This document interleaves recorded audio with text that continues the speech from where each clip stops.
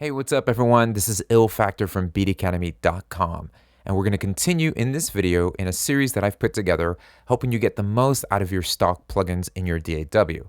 In this video, we're going to focus heavily on the dimension category, which is the third category. And if you haven't already, I definitely recommend that you go back and check out the other videos in this series. So what do I mean by dimension? This is comic book stuff? Are we doing Spider-Verse here? What's going on? Well, what I mean by that, plugins such as delays and reverbs can really help create a sense of space and add depth to a sound. So let's start this video by jumping in and use some delays. Now, delay is pretty straightforward. You're running an audio signal through a delay, and that signal will be repeated depending on the parameters that you change within that delay. So it starts from a very basic, simple concept to sometimes getting a little bit complex. So we'll start with the basic concepts first. We'll start with a simple delay in Ableton Live. I'm going to click and drag that into a project that I have on a vocal track here. Now there's just really two things to consider when using any delay plugin. That's your delay time, which determines how soon or how late the delayed signal will be heard, and your feedback, which determines how long that delayed signal is going to be heard for. So let's focus in on that first one. Now there's two modes that you can adjust the delay time in. There's the sync mode, which allows the delayed signal to be in time with your project and BPM, or there's the time mode, which allows you to freely adjust the timing of the delayed signal. Right now, let's just go ahead and focus on sync mode. Now the way the sync mode works here in a simple delay is that each number is representation of a 16th note value. So number one is a 16th note. So you're going to hear the delayed signal at the nearest 16th note. And then 2 is an 8th note, 3 and 4 gives you a quarter note value. So let's just go ahead and hit link so both the left and right speaker are linked together. And let's go ahead and hear a quarter note value of a delay. I know. Tell me where you're from. You seem so. Let's go ahead and adjust it to every 8th note. I know. Tell me where you're from. You seem. And then let's go ahead into a 16th note. I know. Tell me where you're from. So you can see how the timing of your delay can also change the overall character of not only the vocal, but any instrument that you're running the delay on. So the closer that the delay signal is to the original signal, the more of that slapback chorusy type of effect that you're going to get. The longer the delay signal, well, that's going to allow you to fill up any empty space in the production with that delayed signal. So when to use a quarter note, 8th note, half note, whole note, when do you know which delay timing to use? Well, that's going to be all dependent on your own preference for the specific project at hand. Now, usually with vocals, I'll have multiple delays, not just one, but I might have one set at a quarter note. So for the main purpose of able to hear a delayed vocal, after that performance, just to have it in the background somewhere. And then I'll have another delay with a shorter timing so that it creates the dimension I'm looking for. You can also unlink the delay time and set both the left and right speaker independently. So let's set maybe the left signal to every 8th note and then the right signal to. I know. Tell me where you're from. So you see now immediately how that added some stereo depth. It brought the stereo imaging of the vocal alive by just having some slight delay on the left speaker at a different timing and the right speaker at another timing. So what happens if we go maybe right speaker at every 16th note and then the. I know. Tell me where you're from. So we're starting to get more of that thickening of the vocal on the stereo width. So that is cool. So what we can do now is maybe step out of the sync mode here and adjust the timing freely. So what I'm going to do is just maybe go ahead and bring the milliseconds down. I know. Tell me where you're from. You seem so familiar. Now you see how that just made this vocal sounds huge and really, really wide, because what we're doing is we have a delayed signal on the left hand, the left speaker at 61.7 milliseconds, and on the right slightly longer, not too much though, by 80.4. So this is something you could really just experiment with. changing the timing of the left and right signal, giving you a nice stereo delay. And that's one form of delay. You have a stereo delay where it's processing the left and right speaker either both at the same time or slightly different times to give you a more depth and more dimension. Once again, this is without the delay. I know. Tell me where you're And with it. from. You seem so familiar. You can see how delay can be used to really widen up that imaging. So now let's focus on adjusting the feedback of the delay. This is going to determine how long the delayed signal will be heard for. So right now we're set at 0%. So that means the second we hear the delayed signal, and in this case it's a very short one, very immediate slapback delay that we're hearing on the left and right signal, it will vanish immediately after it's being heard. But as we increase the feedback, that delayed signal is going to be heard for a lot longer. I know. Tell me where you're from. You seem so familiar. So the longer or more feedback you give it, the longer you're going to hear that delayed signal. And since we have such a short delay, it's going to keep repeating that short delay over and over and over again. So that gives you a specific type of sound and effect. So that's just good to know and just good to keep in the back of your mind. If we go back to sync mode and had, let's say we go back to link and let's use an eighth note timing for the delay, but with the feedback up, let's see what that does.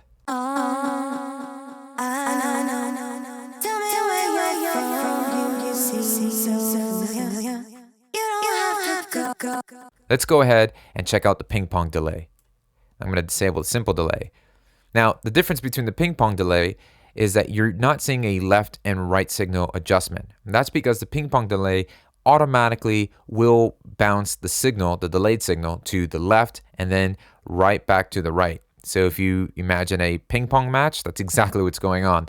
The left signal will first play and then it will bounce right over to the right signal. And the timing of that happening is determined here, same principle. Every 16th note is represented with these numbers. So we have a quarter note, ping pong delay. That means that the signal will bounce from the left and to the right at a quarter note interval. Let's check it out. Let's bring the feedback all the way down. I know. Tell me where you're from. So you can see how the signal goes from left to right. And if we had the dry and wet set to halfway, you will hear the original source and then the ping pong signal go. I know. Tell me where you're from. So as you can see, the ping pong gives that bouncing back and forth from left and right signal. You can go ahead and get the same type of effect. We go to a slapback here and the immediate 16th note, and that's going to give you a shorter response, bouncing. I know. And you can also go from sync mode to time. So you can see those are the basic principles that's carried through every single delay plugin. The delay time and your feedback, and whether you're going to adjust it in sync or time, milliseconds.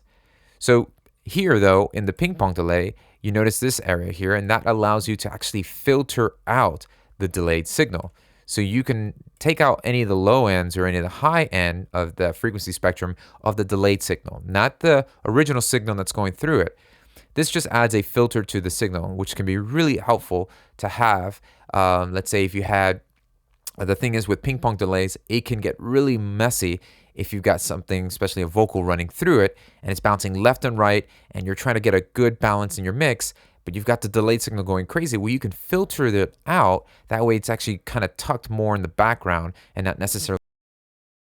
I know. Tell me where you're from. And then we can adjust the feedback so that we can have that delayed signal. I know. Tell me where you're from. You seem so familiar. And obviously the dry and wet on any of the plugins is going to determine how much of the delay signal you're hearing versus the dry. I know. Tell me where you're from. You seem so familiar. Now you'll notice that there's a great effect that you can get by cranking the feedback all the way to stun and 95. And this is going to give you an infinite loop of delays. So you have to be very careful though, because this can cause some really crazy feedback distortion, but you also get some really I know. Tell me where you're from, you seem so familiar.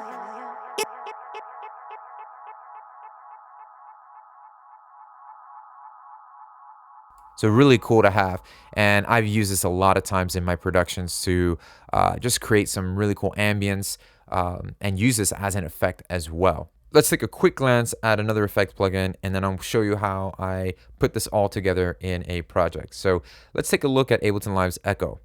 And this is going to have a couple extra features that you might typically see on other delay plugins. But the basics are still there, such as the timing of the delay, which you can see here, and whether you're going to adjust it in sync or milliseconds, your feedback here. You can see the middle here gives you a cool representation of what's happening. This one has an onboard filter. You can filter the delayed signal, just as we did with the ping pong delay. And you can adjust the modes, stereo, ping pong, and then we have a new mode here, mid and side. And what this is going to do is this allows you to hear the mid signal, and then it jumps to the side. You know, what's in the center or the mono, and then the stereo. Let me go and show you. I know. Tell me where you're from.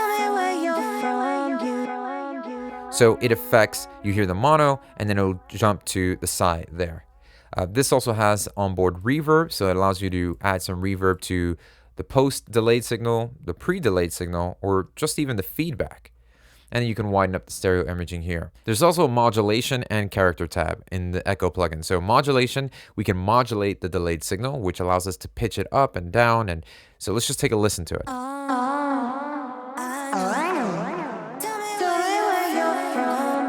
You can adjust the timing of it, how soon or how fast does it modulate. And this is really helpful to really create some cool tension with the delays, especially if you have them so close in timing. So if we had like a 16th or 32nd or really close short delay, you can modulate them and get some really cool unique effects with that.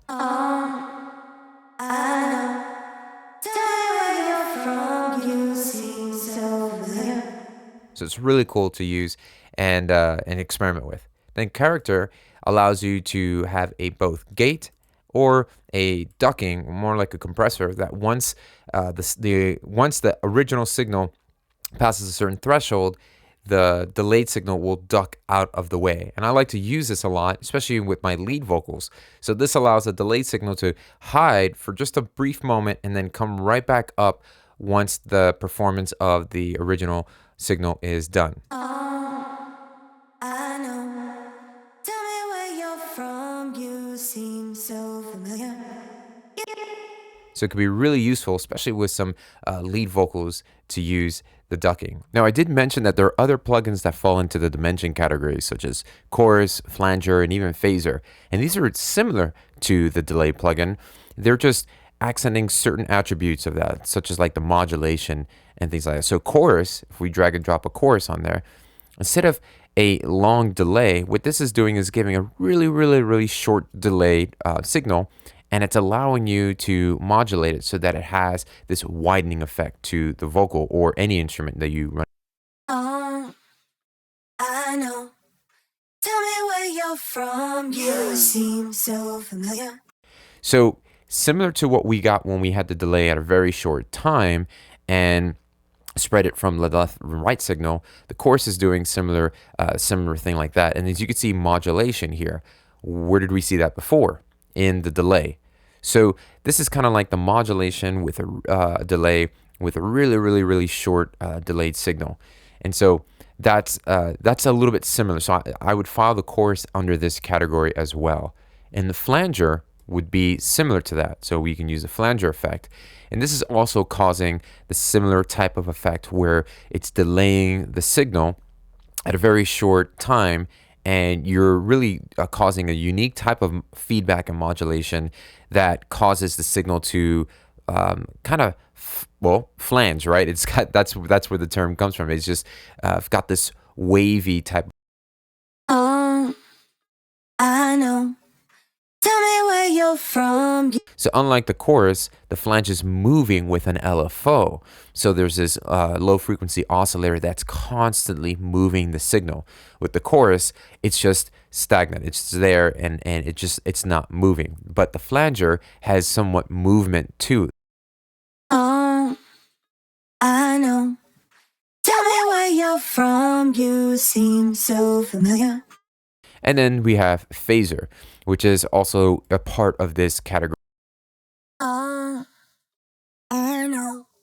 And this is kind of similar to what the chorus is doing, but I like to think of it as a mixture between the chorus and flanger, in which it's adding some LFO, some modulating there that we see, but it's also allowing you to do some inverse chorusing. So it's a really unique effect, and it can really accomplish some really cool characteristics to your sound. So all these do fit into the delay family because they are similar to what it is, but they're adding some emphasis to the modulation of the signal. Now, let's just put it all together. So here's the vocal without any of the delays in this project. Oh, I know. Tell me where you're from. You seem so familiar. So let's use the delay to create some kind of dimension or depth to that. So I have on my return track A, I have an echo on there. And what we're going to do is a 16th note delay. So this is going to be a short delay. We're going to filter out some of the low end and some of the high end. And I've just given a little bit of the feedback to, well, the feedback's at 50%, but I've given a little bit of drive using the input drive here on the echo. No modulation and no character is enabled. This is just straight 16th note when we're in sync mode here. So let's crank a little bit. Let's send a little bit of the vocal to this delay. And what I like to do is first send as much as possible, and then I adjust the volume of the return track here to balance out. Oh, I know. Tell me where you're from. You seem so familiar. You don't have to go. Oh no. Just want you to feel. So I have it set to ping pong mode, so that's going to nicely fill up the both left and right speaker or signal up nicely. So we have the short delay here, and then what I'm going to do is have another delay. So let's put another delay on E, and this will be maybe a little bit longer. So for this, we'll go with another echo or simple delay or any other delay plugin.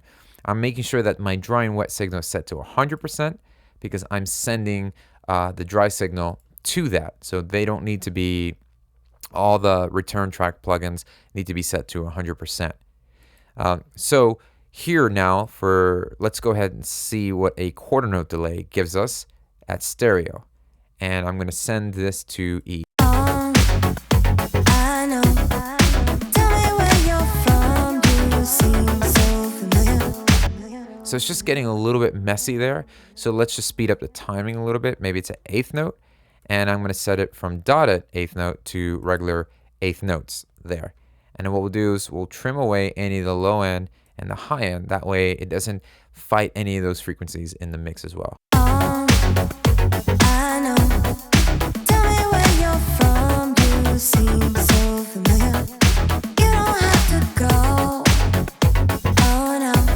So it really added some nice depth to the vocal.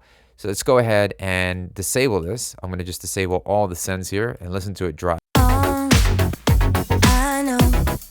Tell me where you're from. You seem so familiar. You don't have to go. Oh no. Just want you to. So now let's go ahead and see what a quarter note would sound like. Oh, I know. Tell me where you're from. You seem so familiar. You don't have to go. Oh no. So I just gave a little bit more feedback.